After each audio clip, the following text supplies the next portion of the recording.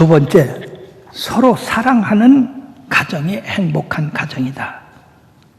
오늘 17절에 채소를 먹으며 서로 사랑하는 것이 살진 소를 먹으며 서로 미워하는 것보다 나으니라. 또 17장 1절에도 같은 말씀이 있는데 마른 떡 한 조각만 있고도 화목하는 것이 제육이 집에 가득하고도 다투는 것보다 나으니라.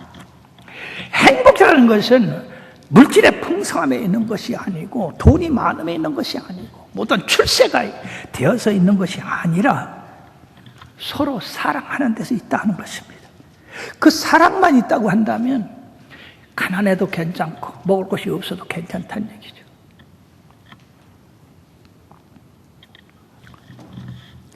그런 사랑은 어떤 질서에 의해서 이루어져야 된다. 이 사랑이라고 해가지고 막 질서도 없고 뭐 자기 마음대로 허른다고 해서 되는 게 아니라 하나님은 사랑을 할 때 질서를 주셨어요. 가정의 질서를. 그것이 바로 에베소 5장 22절 23절의 말씀인데 다 같이 시작. 아내들이여 자기 남편에게 복종하기를 죽게 하듯 하라. 이는 남편이 아내의 머리됨이 그리스도께서 교회의 머리됨과 같음이 그가 바로 몸의 구주시니라. 예, 바로 이 가정의 사랑이 이루어지려면 바로 남편이 존경을 받고 그리고 그 남편에 의해서 복종해질 때 그 가정이 질서 있는 가정이고 행복한 가정이라. 그러면 여자들은 그러면 복종만 하다 마느냐? 그게 아닙니다. 에베소 5장 25절 이어서 우리 주님은 다 같이 시작. 남편들아 아내 사랑하기를 그리스도께서 교회를 사랑하시고 그 교회를 위하여 자신을 주신 같이 하라. 아멘. 예수님이 이 교회를 그의 피로 말미암아 세우셨습니다. 죽도록 사랑하시고 몸을 주셨어요. 그와 같이 남편들도 아내의 복종만 요구할 게 아니라 아내에게 네 생명처럼 사랑하라. 바래요. 아내는 복종하고요 남편은 자기 생명같이 사랑한다면 이 가정에 불화가 있을 수 있습니까? 그러므로 이 33절에는 아내는 남편을 존경하고 남편은 자신 몸같이 아내를 사랑하라고 그렇게 결론을 짓고 있습니다. 미국 디트로이에 가면은요 자동차 왕 헨리 포드의 기념관이 있습니다. 그 기념관에 들어가 보면 헨리 포드의 사진이 걸려 있고 그 사진 밑에 이런 글씨가 써 있습니다. 헨리는 꿈꾸는 사람이었고 그의 아내는 믿음의 사람이었다. 즉 성공의 이면에는 기도와 믿음의 사람 아내가 있었다 하는 것입니다. 어느 누구도 혼자 성공할 수가 없습니다. 협력자가 있어야 됩니다. 아내는 남편의 훌륭한 협력자가 돼야 된다고 하는 것입니다. 그러므로 자녀들은 주 안에서 부모에게 순종하고 공경하고 부모는 자녀들을 주의 교훈과 양육으로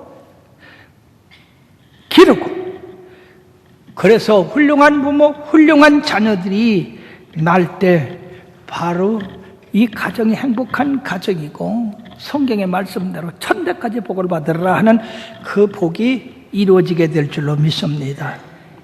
성경에 보면은 위대한 믿음의 영웅들은 하나같이 효자들이고 그리고 효녀들이고 효부들이었어. 노아의 자녀들이 그랬고 아브라함의 아들 이삭이 그랬고 야곱, 요셉, 모세, 여호수아, 라합, 룻 이런 분들은 참으로 뛰어난 효자들과 효부들이었다 하는 것입니다. 그러므로 우리가 부모가 나를 사랑하지 않으니까 나도 부모를 사랑하지 않는다가 아니라 이건 하나님의 명령입니다. 자녀들은 부모를 공경하고 순종해야 될 의무가 있고 부모들은 자녀를 주의 말씀으로 양육하고 훈계할 의무가 있는 것입니다. 재미난 얘기 하나 해드릴 테니 어떤 효자가 멀리 여행을 떠났습니다. 그런데 놀라운 것을 발견하는데 그게 뭐냐면은 젊어지는 알약 하나를 발견을 했어요.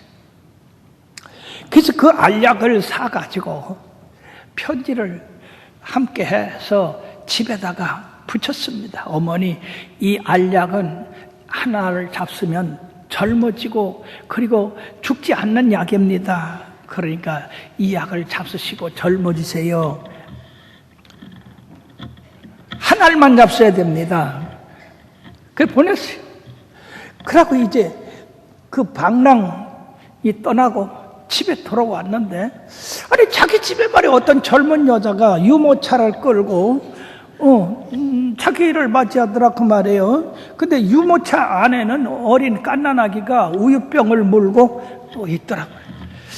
그래서 깜짝 놀라서 자기 어머니 아버지가 집을 팔고 딴 데로 이사 갔나 싶어서, 아니 이 집에 살던 우리 어머니 우리 아버지는 어디 가셨습니까? 그러니까 그 유모차를 끌고 나온 그 젊은 여자가 뭐라고 그러냐, 얘야 내가 네 애미다.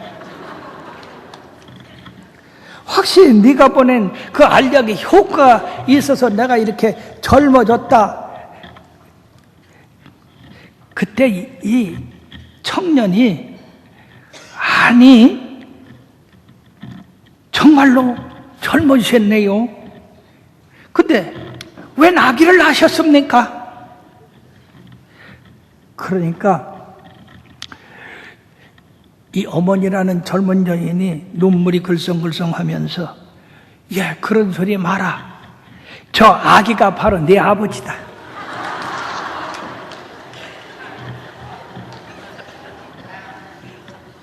너희 아버지는 글쎄 욕심이 너무 많아서 한 알만 먹으라고 그랬는데 불구하고 두 알을 먹고 저렇게 됐지 뭐냐. 요 사이에 부부간의 사랑의 질서가 깨지고 무너지고 있습니다. 거기다가요, 옛날에는 여자가 남편한테 꼼짝도 못했는데, 왜냐하면 남편 아니면 못 먹고 못 살았어요. 그러니까 그렇게 꼼짝 못하고 순종하고 지냈는데, 요새는요 여자아이들 교육이 남자들과 동등해지고 어떤 데는 더 많아져서, 예, 남자 없이도 여자 혼자 살 수 있네요. 그래갖고 40 넘은 처녀들이 많이 있어요. 근데 여자 인권이 신장해야 되니까 여자가 남자 알기를 우습게 안 해. 어느 병원 응급실에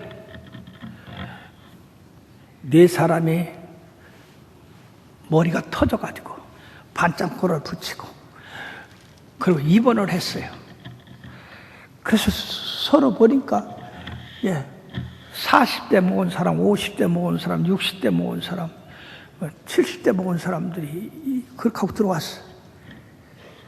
그래가지고 40대 먹은 남자한테, 아니 왜 당신은 이렇게 다쳐서 들어왔습니까? 그러니까 말도 마세요. 집사람이 화장하고 있어서 어디 가려고 그래? 그랬다가 터져가지고 이렇게 왔습니다. 50대 남자한테, 아니 당신은 왜 터져갖고 왔습니까? 아니 집사람이 외출한다고 나가길래 나도 따라간다고 했더니 그냥 터져가지고 이렇게 왔습니다. 그 60대 남자한테, 아니 당신은 왜 터졌습니까? 아니 부인이 외출했는데 저녁이 돼도 안 들어오길래 전화를 해가지고 빨리 들어와 그랬다가 들어와가지고 이렇게 나를 패댔습니다. 자, 그런데 조금 있더니 또 70대, 80대, 90대 되는 할아버지들이 또 들어왔어요. 그래가지고 70대 되는 할아버지한테, 아니 당신은 왜 터져서 들어옵니까? 그러니까 나는 유산도 다 물려주고 설거지도 해주고 청소도 해주고 그랬는데 글쎄 집사람이 왜 내 앞에서 그렇게 왔다 갔다 하느냐고 나를 터쳤다. 그래서 80대 먹은 할아버지고, 아이고 할아버지는 뭐 다른 것 때문에 이렇게 병원에 입원했잖아요. 그러니까 아이고 말도 마. 아침에 자고 일어나서 눈을 떴더니 그냥 눈 떴다고 나를 이렇게 막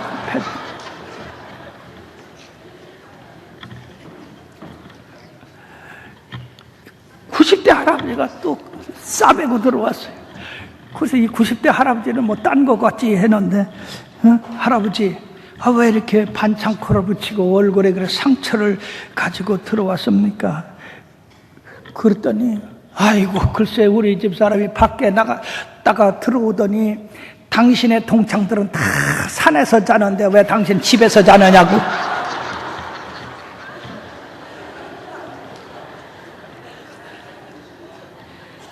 요새들은 남자들이 길을 못 피고 살아요.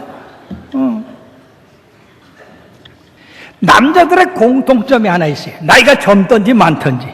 그 공통점은 여자들이 남편에 대해서 자존심을 세워달라고 하는 것입니다. 남편을 끝까지 늙었어도 치매가 걸려도 존경해달라고 하는 그런 마음입니다. 그게 어디서 왔을까요? 그게 바로 하나님으로부터 온 겁니다. 아내들이여 자기 남편에게 복종하기를 주께 하더라. 그 성경은 이 여자들이 남편의 자존심을 세워주도록 그렇게 말씀하고 있어요. 그렇기 때문에 남자들 그 심령 가운데에 끝까지 여자들이 그 자존심을 세워주고 존경하고 그럴 때 남자들이 그 아내를 사랑하게 된다는 얘기예요.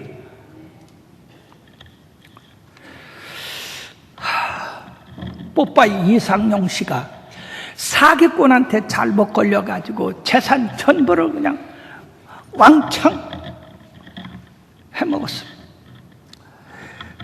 그래가지고 어깨가 축 늘어져 집에 들어왔더니 아내가 여보 힘내요. 당신이 크게 되려고 그래. 크게 된 사람 치고 어려움 안 겪고 된 사람 없잖아. 내려갈 때에서 올라갈 때가 있는 게 당신이 크게 되려고 그런 거야. 왜 예방주사 왜 맞아? 병이 왔을 때 그거 이겨내라고 오잖아. 바로 예방주사 맞은 거 심태요. 그러고 어깨 펴. 그때 그 부인이 얼마나 고맙고 사랑스러웠는지 모른답니다. 우리 모두가 남자도 여자를 위로하고 여자도 남자를 위로하는 그러한 자리가 있어요. 특히 식사 자리에서 즐거운 자리 아니에요. 먹는 자리에서 화를 낸다든지 결점을 꼬집는다든지 야단을 친다든지 그런 일을 해서는 안 돼요. 이건 참 어리석은 일이에요. 즐거운 식사 자리가 돼야지. 그런 가정이 될 때 그 자녀들도 행복한 자녀들이 되는 겁니다.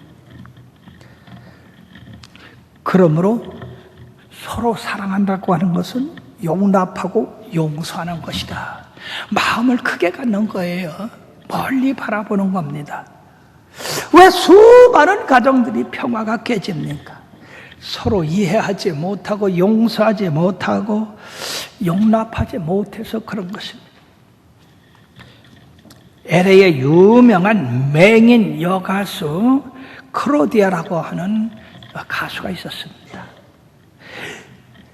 이 사람은 8살 때 고아원에 들어갔습니다. 부모가 고아원에 갖다 맡긴 거예요.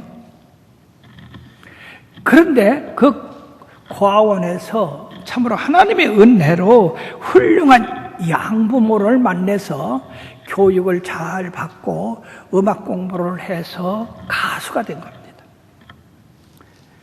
이런 훌륭한 가수가 된 것은 이 양부모의 은혜였다. 그러므로 이 클로디아는 양부모에 대한 진정한 사랑과 감사 그리고 존경을 했지만은 자기를 버려서 고아원에 갖다 던져버린 그 부모에 대해서는 원망과 분노로 가득 차 있었다고 하는 겁니다. 그런 세월을 보내고 있는 어느 날 이 사립탐정으로부터 당신의 생모가 당신을 만나고자 한다고 하는 그런 연락을 해왔습니다. 그때 이 클로디아는 한마디로 거절하고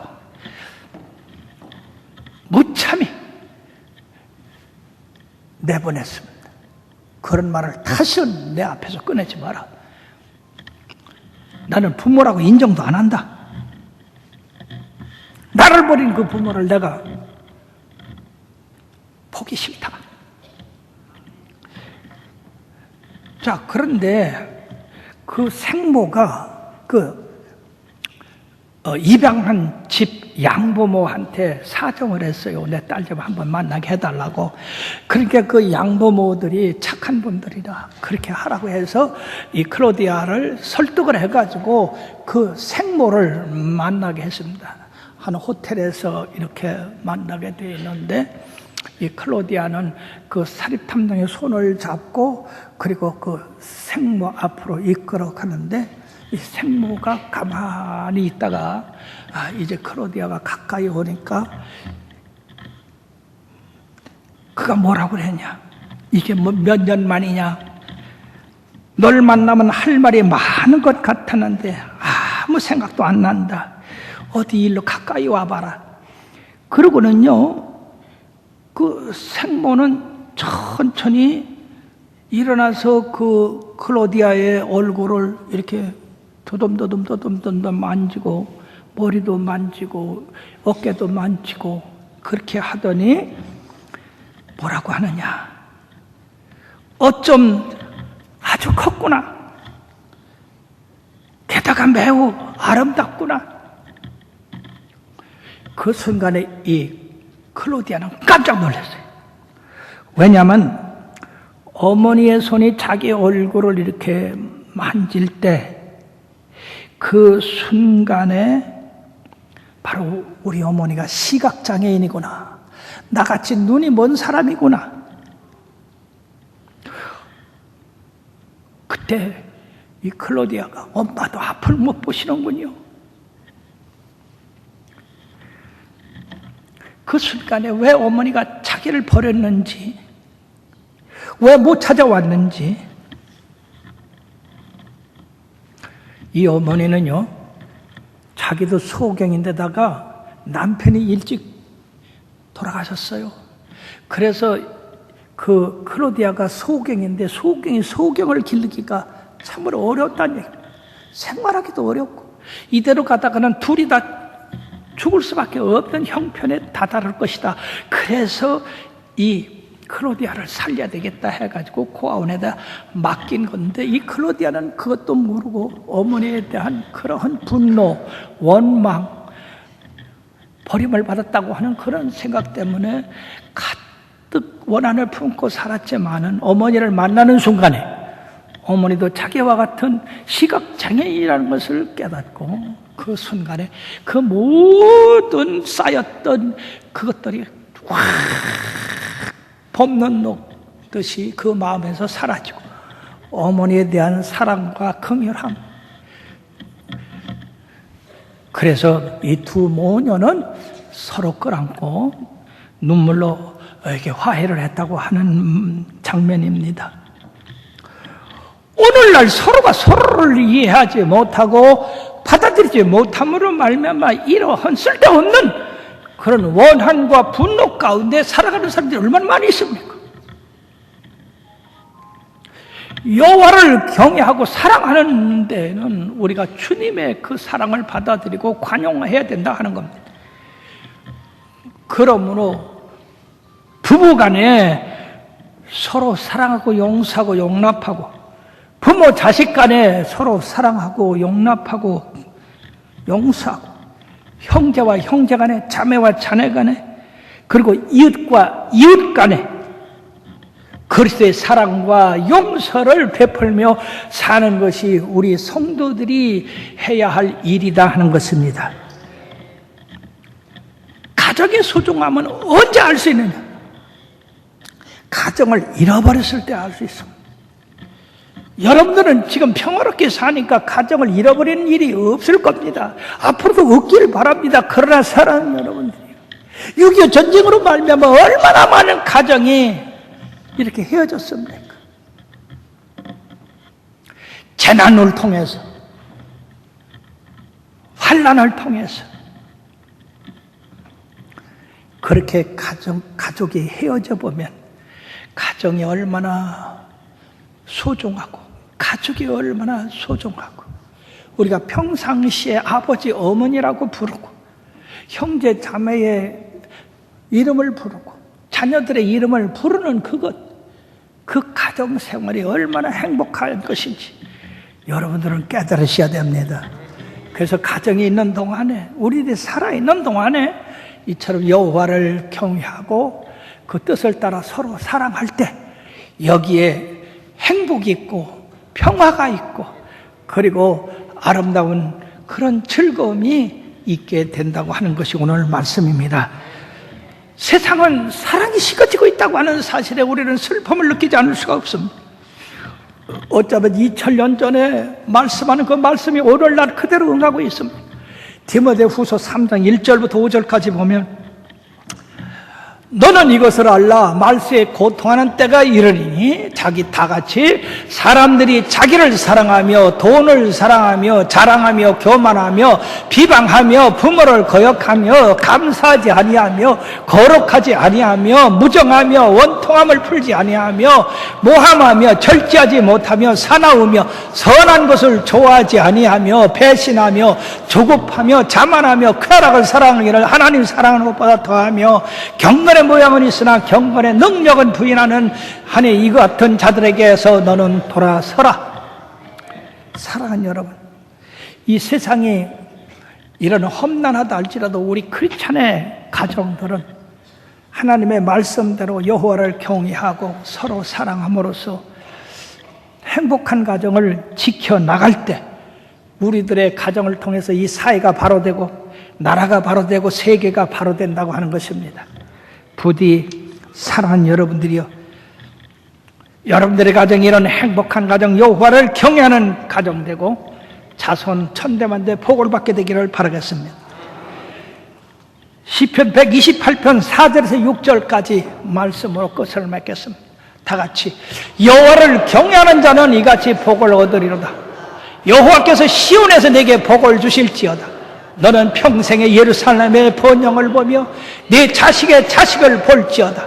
이스라엘에게 평강이 있을지로다.